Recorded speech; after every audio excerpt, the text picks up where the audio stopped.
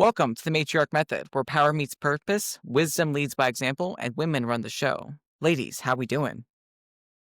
We're doing. Great. I'm like breathing. I'm breathing so heavy because I've been noticing that I've just been breathing really hard, probably hmm because I'm bigger than I've ever been, but I'm not like big. I'm like just not used to it. And so my pattern of breathing is just different and I'm starting to notice it. What a very unique thing. I don't know. I'll let you know when I get okay, when I say fat, I don't mean I'm not calling you fat, but I'll let you know when I get bigger into my You're growth calling me phase. fat.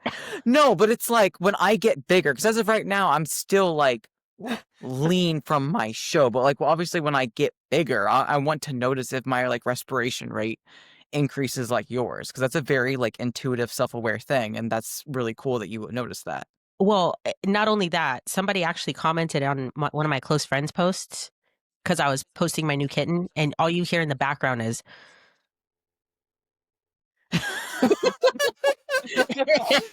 yeah. And, I was like, "Fuck." And, I did have this moment because I did a bunch of content this past weekend. Um, I did have this moment where I saw myself and I was like, "Damn, I'm big as fuck." Uh, um, and not like in a good way kinda big. I was like, "Damn, I'm kinda big right now." But it's just all part of it. hmm So it's like, it is what it is. You just gotta, like, roll with the punches and be cool with it until it's time for you to not be in this place. But I have 2 more push phases before prep, so, I mean, I need to be okay with it. Mm, Mm. I like that. I like that. I just need to be that's one of my favorite responses when I get a question like how do I deal with body fat? You just got to be okay with it. Don't overcomplicate it, just be okay with it. Now that's not saying that you need to push it to the point where it is just unnecessary fat gain. It is a Yeah. controlled rate of gain where you are focusing on quality muscle tissue, but you also have body fat that goes with that. It's just the amount, right? So I love that answer. Mm. Yeah. I think sometimes it's hard when, I think sometimes in our head, when we prep and then do reverses and growth phases, we think "Oh, next time I'm not gonna get to that weight," or something like that. You think "Oh, every time's gonna be I'll better," be and leaner.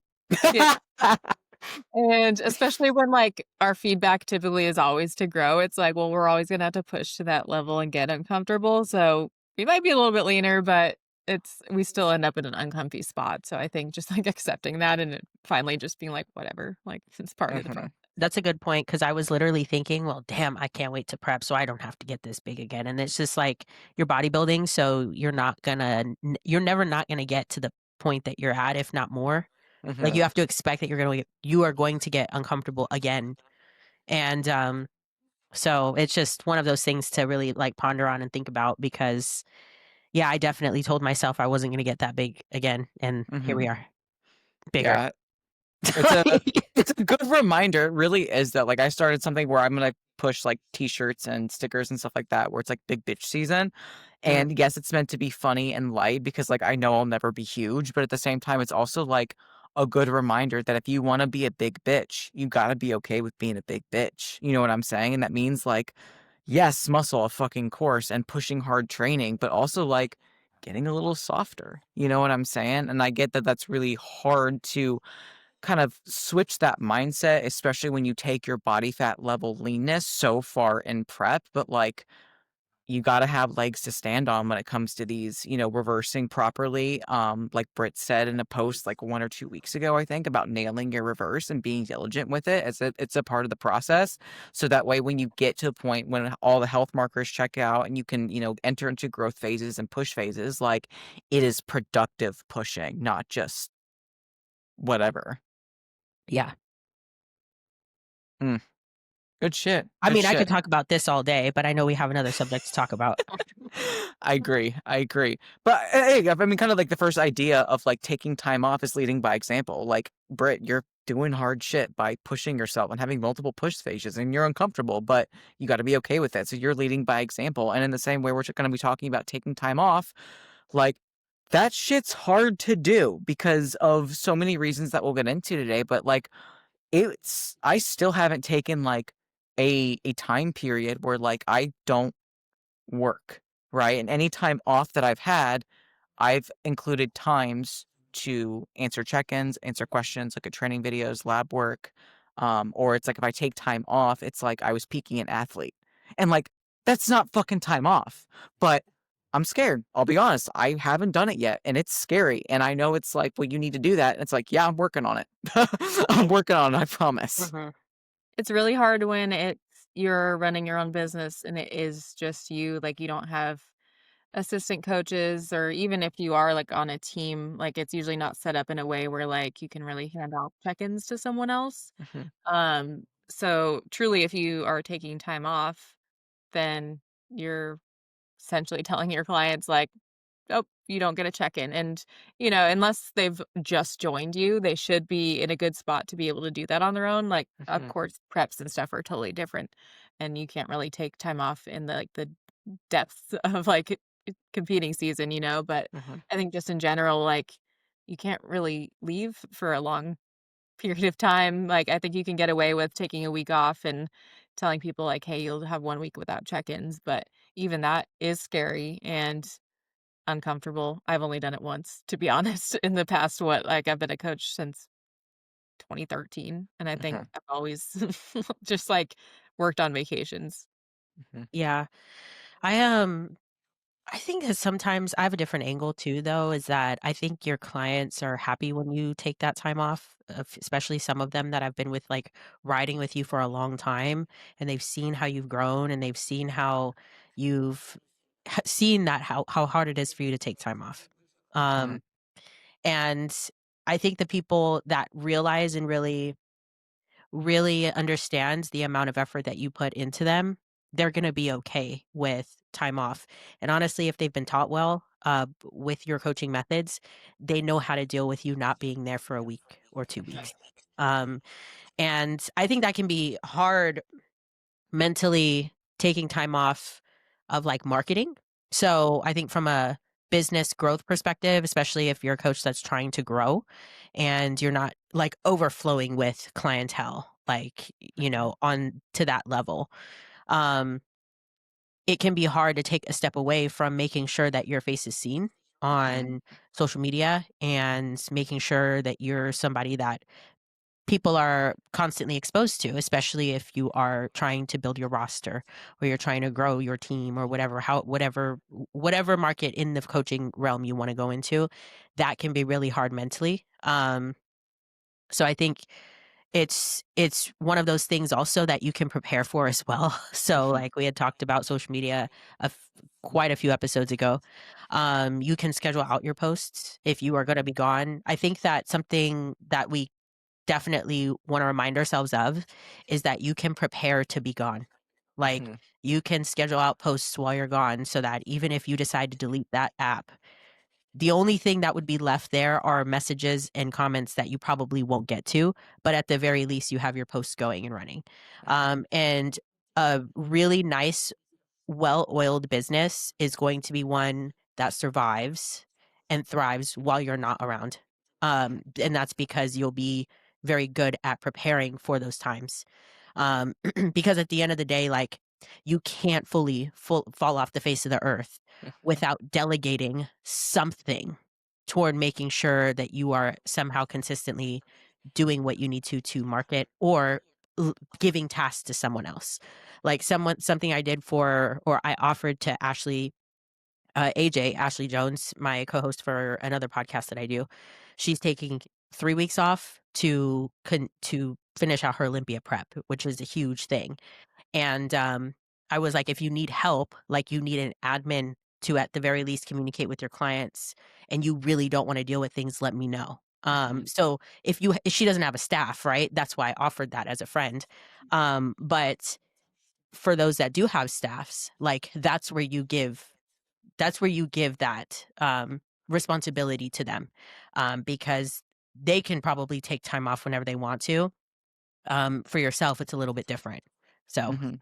Yeah, and I love that you said that because it's kind of the reverse of what happened to me or, like, what happened with my business is my social media marketing manager, good lord, I need a shorter name for that, she had a baby. right? And she was like, "Hey, I'm gonna take 2 weeks off, but your posts are go ahead and scheduled." I was like, there you go, right? And I wanted to make sure that, like, I honored her work by making sure that when my posts go up, that I make sure that it is engaged also in my stories, right? And obviously, when I do take a vacation with Eric, probably I almost said in October, so like sometime next month, then I'm also going to set up like, hey, make sure that this is still scheduled out so that way I, like Britt said, I don't drop off the face of the earth. I will still encourage my clients to tag me and stuff because even though I won't be reposting them, by having like the Ash Markham on their stories, if someone was like, well, who the fuck's that? They can at least click and then go to my page, right? So it's one of those things where, like Britt said earlier, like having, your business well oiled. And then on the athlete side, your clientele side, making sure that, like, again, they don't feel so lost that, like, oh my gosh, Coach Ash is gone. Like, what do I do? It's like, well, Coach Ash is gone. I know what I'm doing. Right. And that's coming up whether, they're on a macro plan and it's like, hey, we're not going to make changes. Like, you're well set up for, your growth phase, or you're well set up for your fat loss phase. It's like you will be okay for 1 week. Right. It's like, I promise you, like you have the capacity. Right. But I feel like for me, like my biggest struggle is less of a control issue and more like I'm scared that I will become irrelevant after 1 week, but I just told myself these are the ways that I will not become irrelevant. Right. And it's like, and also if I'm doing right by people and I'm like still engaging on socials, even if I'm not actively on socials in real time, it's like I'm still relevant, not because of my presence on the social media, but I'm relevant because of who I am and what I offer and how I care for my clients. Right. And that's something that I need to remind myself that when the anxiety creeps in of like, oh my gosh, I'm taking time off, like this is scary. It's like, yeah, it's scary, but you can do hard things. Mhm. Mhm. But Liz, I feel like you did a really good job of like taking time off. Did you take time off? Was it like a good vacation where it's like you were feeling burnt out, or what was your decision? It was a while ago, like, I'm due for a vacation, like, where I take the full time off. I think this was, like, 2023. Um, it was, like, a full week, and that was the first time I had ever taken that amount of time. Usually, any other trips that I would take, I would do, like, maybe take a few days off and then shove all my check-ins into, like, a one-day thing, so I at least was still checking in with them, or, um you know, say like, "You can still check in, but I'll get back to you in 48 hours instead of 24." So giving myself some wiggle room so I could still be like doing what I want to do on my trip, but I would still like come back to wherever I was staying and like answer people. So it wasn't fully disconnecting. So that 1 week I took off was really helpful. And I think once you do it, you do see like everything's gonna be fine. I had my group chat, made sure everyone was like connected in there and say like, hey, if you have any questions, like there's people who've been with me for 5+ years. Like there's bound to be someone who knows the answer to what do you need in that week, and that I think that really helped. And that also, made the community grow a little bit because people use the group chat more. So I think that was helpful too. This year, I'm just doing a little trip. I'm actually going next week to Austin to ACL. I'm going with Britt Cedarholm, so I'm Hmm. excited. But next year, I'll be doing my first trip to either Italy or Portugal. I've never been overseas, so that's gonna be, like, the first, like, huge trip that I'm, like, really excited to plan, and, that will give me plenty of time to set that all up and everything. Yeah, I don't know when I will take more time off, but I don't really feel like I think maybe during the holidays, like that's always warranted, but I've never taken like a middle of the year time off. And I don't know when I will feel like that is necessary, but it's now getting a little bit difficult because I personally like will have people on stage and stuff like that mid-year, so it can be a little bit difficult during the like dead part of the season, or not dead part of the season, the active part of the season, dead in the middle of it, to like make that time and to make it feel like justified. You know what I'm saying? Yeah, I think it's really important to talk about is like take time off when it makes sense to take time off. Like the holidays. Like yes, if you have people that are dieting, like, I mean, if they're in a prep, I mean, that's kind of like a different conversation. But it's like if you're like a lifestyle client or if it's like a cleanup phase, it's like maybe using the holidays to have like a diet break or some type of like maintenance holding pattern. So that way, like, they're taken care of and they're not like feeling so restricted where they binge and eat off plan and they undo however many weeks of hard work and you have to like dig them out for 3 weeks. So it's like the holidays make sense for coaching because it is a time, in my opinion, to be with family or be with loved ones. And how you take that time off, whether it is a complete break or kind of like a strategy Liz mentioned of like, giving yourself instead of 24 hours, 48 hours, or having like a designated day where it's like you may check in this day or send videos or ask questions. Like there are different strategies for taking time off, right? And however you want to spin it is up to you and what you feel is best for your unique, goals, the clientels that you service. But at the end of the day, I think it's really important in how you take time off. And what I mean by that is like, what do you do with that time away from screens and engagement and socials? Because if you are a hot mess, anxious express where it's like you're on your phone and like you kind of like you like want to like touch Instagram or touch like, Facebook or whatever the fuck, it's like you're not actually taking time off. Right? Like your time off, your vacation, your break, whether you are feeling burnt out or whether you are wanting to be present, but you're not actually being present, like that's a use of actually taking time off. Your batteries are not gonna be recharged, you're still gonna be anxious, you're still gonna have control issues, you're still gonna have FOMO, and so it's like, that almost becomes, like, literally a work addiction, and it's like, okay, well, that's not a good example you want to lead for your clients, especially with us working with, like, high-functioning women that likely already struggle with the idea of taking time off or space for themselves. It's like, you also need to do it for yourself, and how you do it is important, but making sure that when you take time off, like, even though Eric and I are doing a staycation, we're not physically, removing ourselves from Charleston, there will be sequestered work hours. Instagram and Facebook will be deleted off my phone because he wants me, and he told this to me, he wants me all to myself. So my whole every damn day where I do my little boomerang, that won't happen. And I'll be honest, that made me feel a certain type of way because it's like I do that every single day.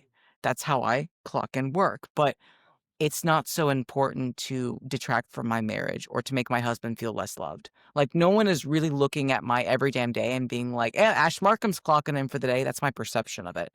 Hmm. But I need to clock in with my husband. I need to clock in with myself and actually give myself a break.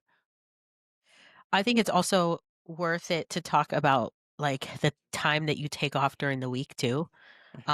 and what what is going to help you to not have to take an extreme amount of time off. Does that Mhm. make sense? So Yeah. those boundaries with social media when it comes to like your micro time to yourself during the week or whatever you however much you need every few days, etc. I think that's important to think about that as well. And like for myself, even for me, like I struggle with like actually not being on social media, especially since I'm alone all the time. Like, Ashley, you're married, Liz, you're in a relationship, I think.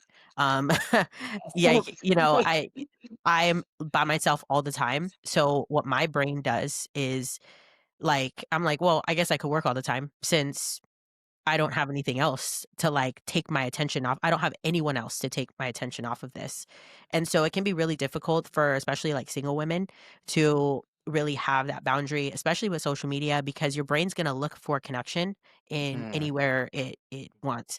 But we don't understand how draining social media can be. Just because we're on it, right, doesn't mean that it's not something that pulls some stress off like, stress out of you. mhm, And I have found myself, especially the last few weekends, really realizing that even when I was like, I'm not going to be on my phone, like I would still find myself on my phone. And I'm mhm, like, why the fuck is this so hard? And part of that is just kind of like realizing, oh shit, I'm alone all the time. So now I really try to hang out with friends, or I try to go do something that is not in my house so that I can have that stimulation that I need, but also that restorative time. mhm, Because that restorative time isn't going to be given, like Ashley's saying, if you're actually not taking that time, even if you don't have pressure to work there is still like there's still a level of restoration that can happen or can't happen when you're still micro engaging. So Mhm. Yeah, and there's a reason why it's called feed, like Instagram feed, because it's a consumption thing, right? And I personally don't watch I the did not news. know that. Oh, that's what I thought. I mean, I granted, like, maybe I don't know, but I That just is a to me. oh. I did not know that. Mic drop, I'm telling you, it's the chain, it's the "don't be a bitch" energy. I feel like I'm leveling up, you know what I'm saying? But it's something where I don't like watching the news because of how combative it is. It's so combative, and it's like, well, I don't need to consume that negativity, but I do consume Instagram because, yeah, there's, like, some things that are negative and combative, but a lot of it's, like, negative in the idea of, like, "Hey, are you struggling with this? Do you feel broken?" And I'm like, "Yes, I do. Help me, save me." And so you're on it looking for a solution when in reality the solution is, to plug Brit, literally chasing real dopamine, not just being on your phone because that is just an addiction in and of itself. And so it's like you're kind of double whammy of the addiction of work and feeling the need to feel needed, which I feel like most women struggle with really hardcore. It's like I need to feel needed in order to feel safe or have identity or have success. When in reality, it's like you first need yourself and you need to be okay with yourself. You need to be okay with taking respectable time off or having respectable boundaries where you can recharge, you can play, you can regroup, right? You can actually create real connection, not just be strung along by social media. Like, go actually live your life. Don't watch life being lived on your phone. Yeah, and I think this is kind of like a side tangent, but on the social media piece, like something I noticed is, because I use Instagram the most in terms of like growing my business. I have a TikTok account and I like am not as consistent on there or like in the past haven't been, but my TikTok like feed to your point, is, like, more lighthearted to me. Like, not Mm, that there's negative stuff on Instagram, but I think just because it's so, like, business and bodybuilding focused that, like, there's just a lot. Like, there's a lot of people trying to, like, tell you how to do things and just, like, there's a lot of information on there, right? But on, like, my feed on TikTok, it's, like, just, like, light and funny, and it is something that I can, like, go on there and be like, "Oh, I'm just gonna, like, laugh," you know? mhm, So I think it's true, like, you can curate your social media. I do absolutely think that you should take time away from your screen and being off of social media completely, but I also think it's important to remember that you do curate that feed. What you spend time watching and liking and commenting on, you're gonna see more of. So, like, if you feel like there's things that are triggering you or making you feel more negative feelings, like, pay attention to that because you can say, I don't want to see this type of content. You can not engage in it. And slowly you can turn your feed into something that is less stressful on your mind. mhm. Yeah, Very that's a true. great point.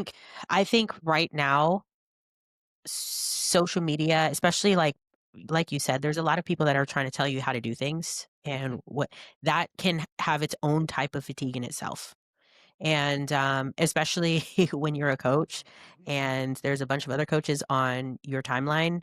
And if you're not fully secure in like who you are and how you do things and what you know, it can be really draining to be on social media. Um, and but unfortunately, or fortunately, however you want to look at it, it's still part of your job. So Right. like, you know, it depends on how you engage with it. And it also like not only engage with it, but the way that you engage with social media depends really on how you engage with yourself. Mhm. Like your ultimately your relationship with it is going to be based on how you engage with yourself. So I just told you a few minutes ago, like I notice that I'm alone all the time and my brain is trying to find connections to speak to. Like, and I'm like, oh, so I'm not engaging in a way that is allowing for me to actually take the full step away from social media. So again, it all goes back to you. So if you're having a hard time being on it or you're seeing things that are triggering for you, you have to ask yourself how you're engaging with yourself. And that'll give you a better idea on how to curate your timeline or your socials in a way that is beneficial for you. Mhm. Absolutely. And like when we educate, our clients and athletes, it's like we talk about the idea of rest. And rest doesn't just include, the amount of hours that you sleep. Yes, it includes also the amount of hours, but also the quality. But rest is also another segment to stress management and boundaries and actually resting your brain that is working all the time. Like your brain doesn't actually ever stop. Your consciousness does, right? Like when you go to sleep, but like that's when your brain is one of the most active. It's cleaning up for the day, right? So that way when your ass wakes up the next day, you can function and contribute to society. It's kind of like how we have evolved as a species, is how we can contribute to stay alive, right? But a lot of women, especially, they have a really hard time with the idea of rest because maybe it is a control issue, it's an anxiety issue. They feel like their world will collapse unless they collapse first because they have to do it all, right? It's again, it's a deeper rooted issue of an identity and a identity issue. And at the end of the day, it's like you have to be okay with rest, right? Taking a training break, taking maybe a break from social media, taking again a time off or having a day off. These are not selfish things to do, right? So it's also learning to reframe the guilt because you have to ask yourself, why do I feel guilty for resting? Right? Like, do I have to be productive all the time? Because I promise you, if that's your mindset around everything in your life, I have to be productive, you're not productive. You're not productive because you are not in control. Your anxiety's in control, right? So it's like learning how to rest. And like Britt said when we started the podcast, and be okay with it. And you might actually find that you like resting, right? But resting is not, you know, on your couch scrolling on your phone, dog, that's not rest, I thought you right? just fell. No, that's me lounging. I'm sorry, I that's was me like, lounging. no, don't be sorry. I was It's- just like, did this bitch just fall in her chair and act like she didn't? Listen, Wheezy, leave me alone. That's funny. I But know, That's like, but I hilarious. think when I started taking weekends off, which at this point was like a couple years ago, but for a while I didn't. So I was like, no days off. And I think that can happen when you're growing your coaching business, especially if you're working two jobs. Like it's easy to be like, oh, well, I'll work the coaching on the weekends or whatever. But you do truly need a day off. And I think it is, obviously everyone's schedule is different, but it is possible to at least give yourself a day off, if not both. But I know my like what we were saying before about vacations, like your athletes, your clients are going to be happy if you give yourself time off. And it's like everyone deserves that. And I know when I finally was like, hey guys, I'm not going to be on WhatsApp on the weekends, use the group chat and then, save all your other questions that need to be answered by me for the weekdays. And like everyone was like, awesome. Like you should have the weekend off. Like that's fine. Like no one pushed back or was upset about it. And again, it just you also have to let your clients have time that you're not readily available to them to let them learn and grow and be able to do things on your own. You can't just be their crutch all the time. So I think it's actually great for them to have some time where they can't reach out to you so they can just kind of figure it out on their own because that's part of the process too. hmm like Coaching you is don't. Oh, go ahead, Britt. coaching is a really interesting space because like you're in a higher lower position. So it's weird because you're telling people what to do, but they're hiring you. And they respect you like you are above them because you are telling them what to do. You have so much control in it if they value your plan to that degree. And they trust you to that degree, you have so much control over what they do on a day-to-day basis. Um, and for some clients, like they don't realize that they're hiring you, but they're basically paying to communicate with you. Like, let's be honest. Like, so they pay you, they get inserted into whatever clientele group chat you got, and like they begin communicating. They begin talking. You begin talking to them and telling them, this is how I want you to do things. This is how I want you to um live your lifestyle because this is the goal that you're asking for. You have this goal, so I'm telling you how to live for this goal. And that can be a really challenging thing to navigate as a coach. Real like how do you balance that for yourself? Like because your clients do need you.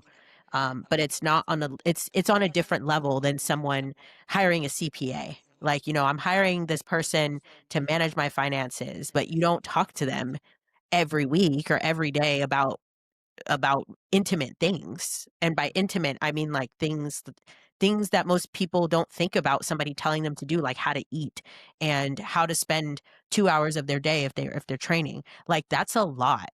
Like, that's a lot. And so when you're managing a lot of clients like that, it can be challenging to figure out like what is appropriate for time off for you, because it depends on the type of clients you have. There are Mhm. some coaches out there that can't take time off. Like, they got so many, like, I've encountered coaches recently that have well over 200 athletes. Like, they can't take time off. Like, but that's how they want it. Like, they're like, I worked for this, so this is what I'm going to do. And so it all really depends. Absolutely. I think that's really important to go back and listen to our podcast on what success means to you and when it comes to your business, because there are some clients or some coaches out there that do want the 200 client roster. That to me would be my hell, right? That would be my personal hell. And I love that that person wants that and has created that success for them, because like that to me is beautiful. Like they had a dream and they had a vision and they executed on it and they worked for it. They grind for it. For me, if I can't take time off and be with myself or be with my husband, that to me is the biggest failure, right? And that to me is like not how I would want to live my life. So it's like I have to go back to what is my definition of success is. And then with that, make sure my systems allow me to take time off and be present, because I am someone that like I want to lead by example. I want more of a smaller knit community, which yes does mean less cash flow, like, that I have to accept that, but also I get to live in a way that I feel I am called and aligned to, and that means something to me, right? And so it is something where, again, like, how you market yourself, how you present yourself, that really does need to be factored in, so that way when you are at the point where you can take time off, if you can take time off, it's not like an ever-ending doom where it's like, "Oh, game over, I'm taking time off." It's like, "Oh, I'm taking time off, and it's gonna be okay," because going back to, like, all the other great episodes we've had. Mhm. Yeah, I just thought about something that came up maybe a couple months ago, just like into my brain was I never thought about coaches and like what they do when they have a baby because I don't know that many coaches with kids. Mhm, And all of a sudden I was just like, what do they do? Because, like, you can't take 12 weeks off from, like, client check-ins, so I was, like, just curious, like, I reached out to Spilks because I was like, "What does mm, she do?"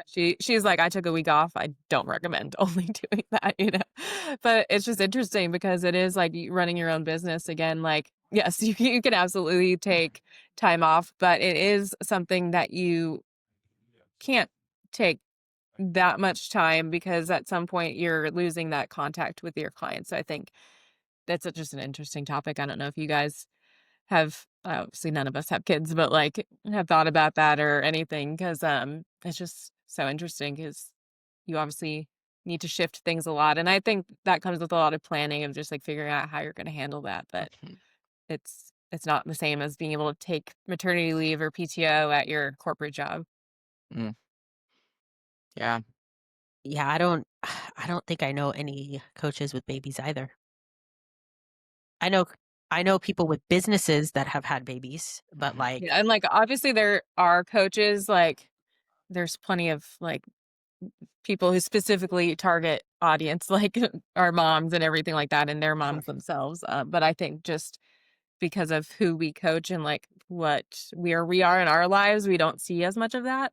mhm, And probably don't like get exposed to those people and form those relationships as much. So it's just interesting to think about that fact. So yeah. It is something very similar where it's like if you are a mother, um, you kinda don't get time off, like true time off, because like you right. can't like, be like, "Hey, I'm not gonna be a mom for a day." Like, once you're a mom, you're always a mom, and that holds true, like, until you pass away.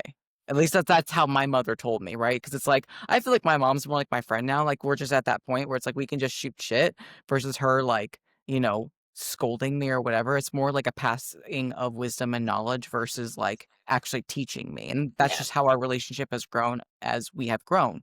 And that is not the case when you have a newborn, right? You are literally teaching this client or teaching, yeah, you're teaching your baby essentially how you teach your clients of how to live life. And like that is a responsibility that like I won't ever understand. I don't want to speak to, but that is its own unique challenge that that female will have to navigate when it comes to having boundaries to where she can be a present mother, she can be a present significant other if she is, but also be present with herself while, having boundaries with her clientele. But I could not imagine a person in their right mind being so upset for a mother, a new mother, for taking 2 or 3 weeks off to figure out, like, how to navigate that. Like, that's just something that I could not understand, but I'm sure those people exist.